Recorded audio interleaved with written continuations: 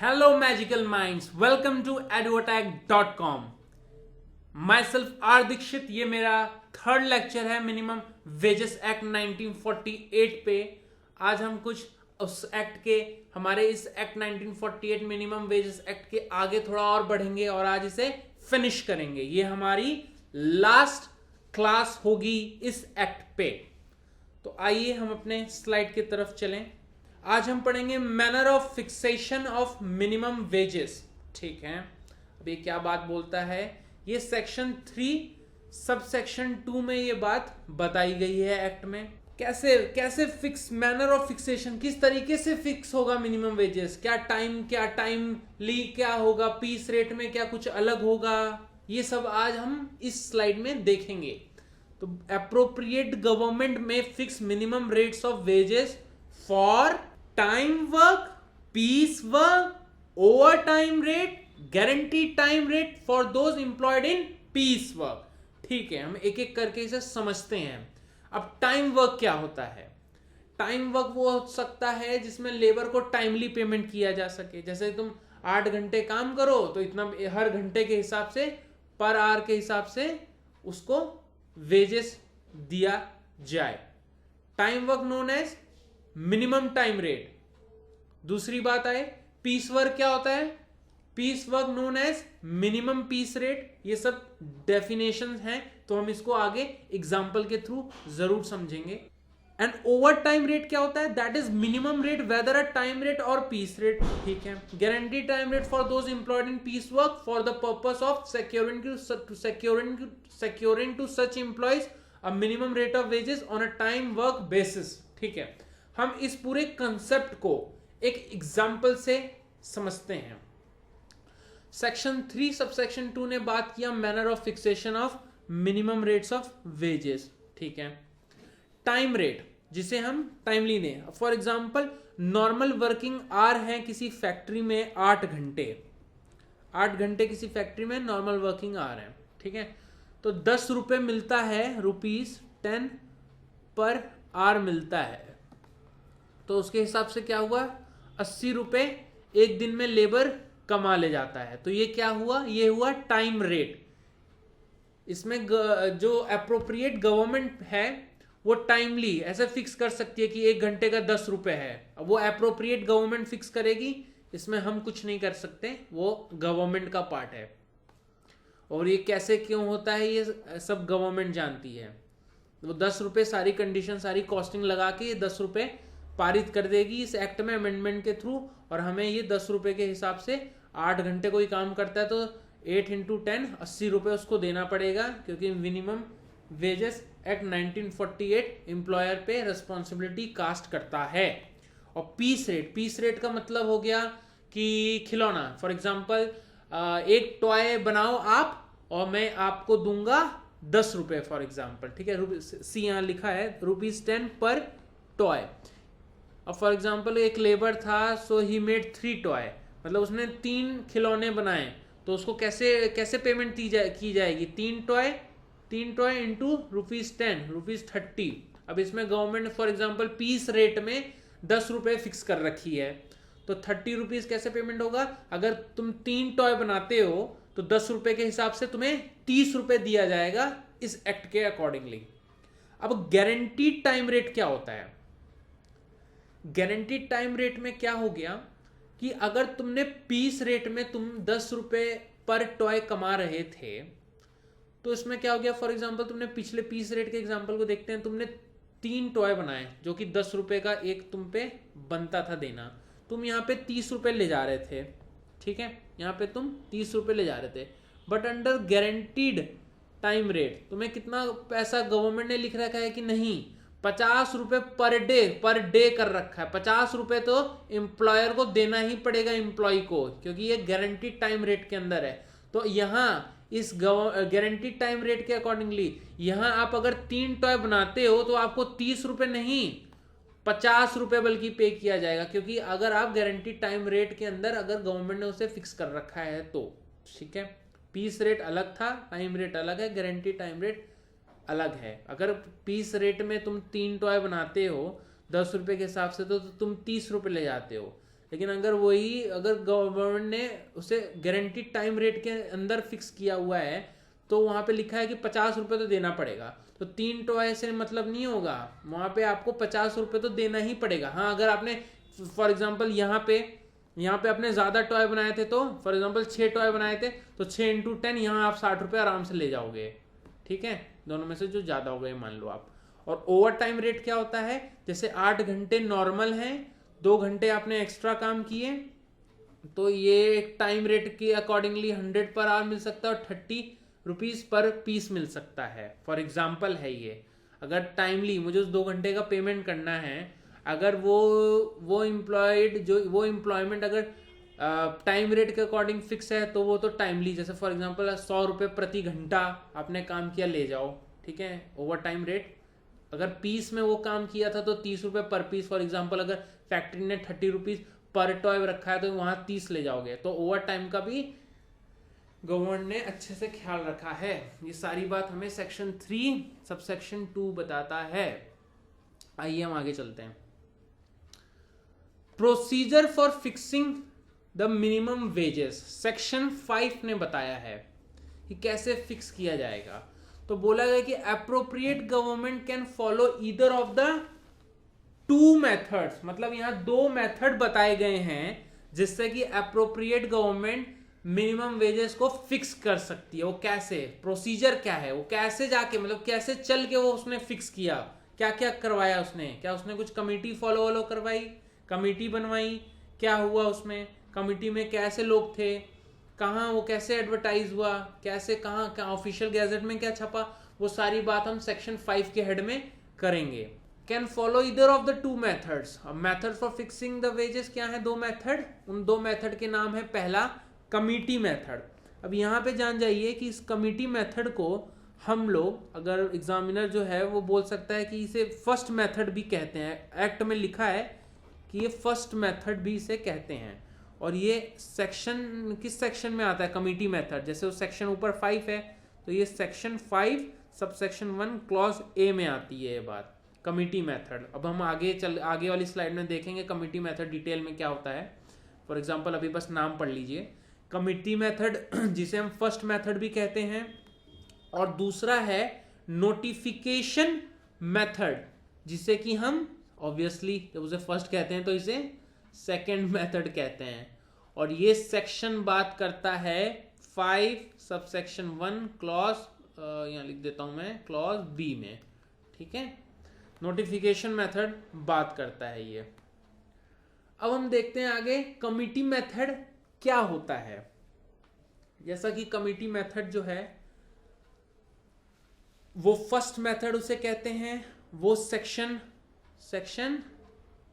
5(1)(a) में आता है, जिसे हम सेक्शन 5 सबसेक्शन 1 क्लॉज ए कहते हैं ऑब्वियसली। तो कमिटी मेथड में बात लिखी गई कि appropriate government may appoint committees and subcommittees to advise के लिए, मतलब कि गवर्नमेंट उसकी बात माने या ना माने, इस पे कोई मैंडेटरी, गवर्नमेंट पे कोई मैंडेटरी रूल नहीं है कि कमिटी मेथड को मानना ही होगा। कमिटी मेथड का मेन काम क्या है, एडवाइस देना, बताएगी कि सर आप ऐसा करें तो ठीक होगा। तो वो गवर्नमेंट के ऊपर है कि वो माने कि ना माने। तो देखते हैं कमिटी मेथड का क्या काम है। अप्रोप्रिएट गवर्नमेंट अपॉइंट कर सकती है कमिटीज या सब कमिटीज, कमिटी के अंदर भी committee, to advise. After considering the advice appropriate government publish करेगी notification in the official gazette, अगर वो संतुष्ट हुई तो notification official gazette to fix और revise the minimum rates of wages. इसका मतलब है कमिटी मेथड में हमारा फिक्स भी किया जा सकता है और रिवाइज, मतलब कैसे, अगर कोई मिनिमम रेट ऑफ वेजेस पहले कुछ और दिया हुआ था, जैसे पहले 2000 दिया था उसको 3000 कर रहे हैं, तो उसको भी यही फॉलो करना पड़ेगा, यही कमिटी मेथड, ऐसे ही स्टेप बाय स्टेप उसे काम करना पड़ेगा। नोटिफिकेशन अगर देती है ऑफिशियल गैजेट में, ऑफिशियल गैजेट का मतलब क्या हुआ हमारा, ऑफिशियल गैजेट का मतलब हो गया हमारा जो हमारे देश का, मान लीजिए कि देश का न्यूज़पेपर या गवर्नमेंट ऑफिशियल, मान लीजिए ऑफिशियल पेपर होता है ये, ठीक है। नोटिफिकेशन दे सकती है इन द ऑफिशियल गैजेट में टू फिक्स और revise the minimum rates of wages, minimum rates of wages को फिक्स करने के लिए नोटिफिकेशन देगी ऑफिशियल गैजेट में। जब वो ऑफिशियल गैजेट में नोटिफाई करेगी तो ऑफिशियल गैजेट ये होता है कि अगर इसमें कोई नोटिफिकेशन, कोई नोटिस आई तो ये माना जाता है कि वो वर्ल्ड वाइड एडवर्टीज हो गई, मतलब पूरी दुनिया ने, मतलब जिस कंट्री में डाला गया उस कंट्री के सारे लोग जान गए कि हाँ भैया, वो एक तरीके से लीगल नोटिस बन गई, पब्लिक नोटिस बन जाती है अगर ऑफिशियल गैजेट में कोई बात आ जाती है तो। ठीक है, समाचार पत्र है ये हमारे भारत का। टू फिक्स और revise the minimum rates of wages, the wage rate shall come into force from such date, जो नई वेज रेट बनी, ठीक है, जो कि कमिटी मेथड में एडवाइस दी गई, अप्रोप्रिएट गवर्नमेंट ने उसे पब्लिश कराई ऑफिशियल गैजेट में, जो रेट जो है वो कब से इन्फोर्स होगी, कब से लागू करेगी, तो from such date if specified in the notification, अगर अप्रोप्रिएट गवर्नमेंट ने उस नोटिफिकेशन में कोई डेट डाली है तो उस डेट से, अगर जैसे कि मान लीजिए कि 1 मार्च को से लागू हो जाएगी ये चीज, और ठीक है, तो 1 मार्च से वो लागू हो जाएगी अगर गवर्नमेंट ने नोटिफाई किया हुआ है अपने नोटिस में। तो अगर नहीं नोटिफाइड किया है तब क्या होगा, if no date is specified the expiry of 3 months from the date of issue of the notification, मतलब जिस दिन से नोटिफिकेशन इश्यू हुई उस तारीख से 3 महीना और लेंगे।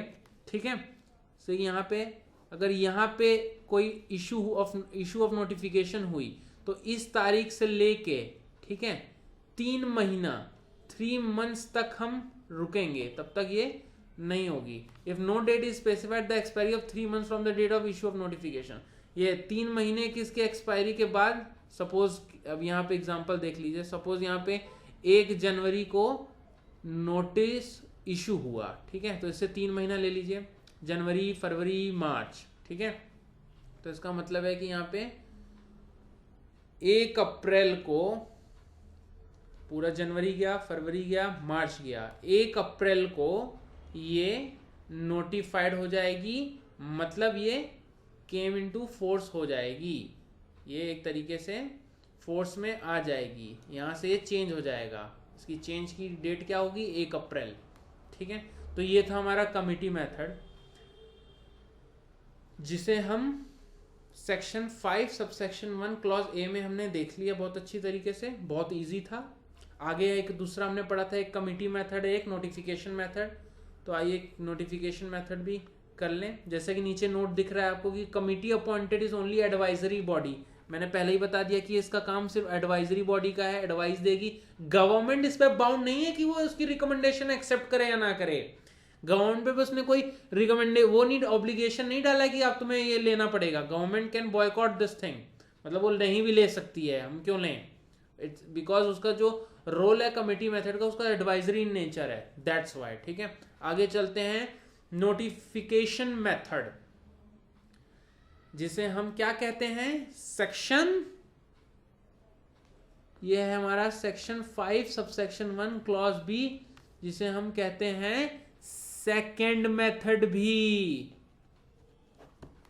तो इसमें क्या बात लिखी गई है, appropriate government can publish its proposal in the official gazette for the information of person likely to be affected.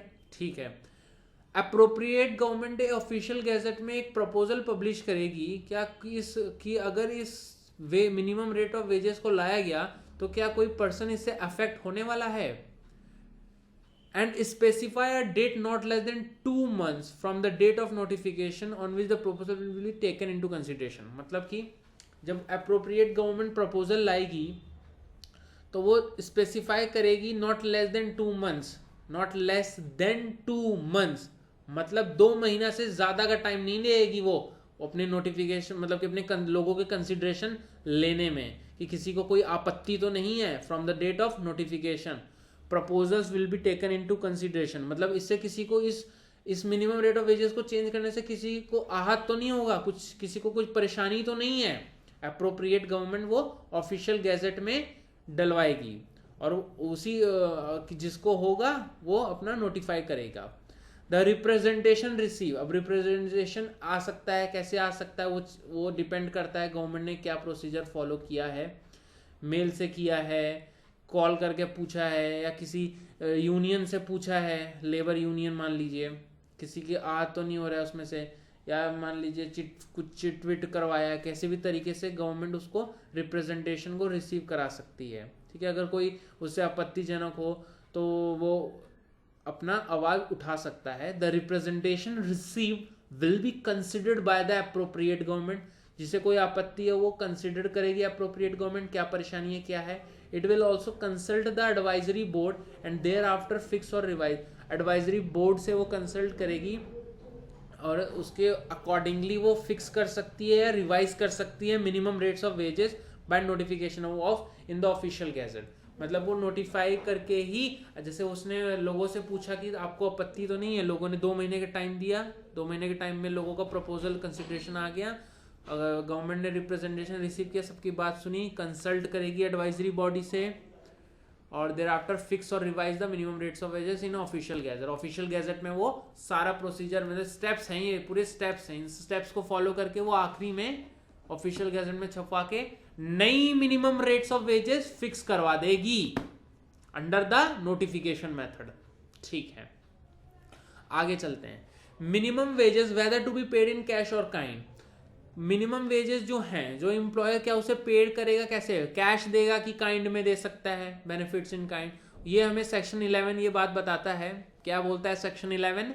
Section 11 बोलता है minimum wages payable under the act shall be paid in cash, मतलब कि shall be cash में उसे पे करना है, but एक इसका एक्सेप्शन है। क्या है? Where it has been the custom to pay wages in wholly और पार्टली इन काइंड, अगर पूरी तरीके से आप पार्टली इन काइंड में दे रहे हो, the appropriate government on being satisfied, तब आपको अप्रोप्रिएट गवर्नमेंट को सेटिस्फाइड, संतुष्ट करना पड़ेगा, may approve and authorise such payment. तो अप्रोप्रिएट गवर्नमेंट में अप्रूव और ऑथराइज कर सकती है सच में पेमेंट। तो पहले क्या होता है, लोग कस्टम करते थे कि ये मत कर, मतलब पैसे नहीं देंगे, तेरा ये काम कर देंगे, जो तुझे ये दिला देंगे। तो ये क्या होता था, ये पेमेंट इन काइंड माना जाता है, कोई कस्टम पहले से चल रहा है आपके यहाँ, और वो उस कस्टम को एम्प्लॉयर को, गवर्नमेंट को सेटिस्फाई करना पड़ेगा, वही ऑथराइज करेगी सच पेमेंट्स। अगर वो नहीं कर पाया सेटिस्फाइड, तब वो उसको कैश में देना पड़ेगा। अंडर सेक्शन 11 ने ये बात बताई हमें। हम आगे पढ़ते हैं। I hope this point is clear to you.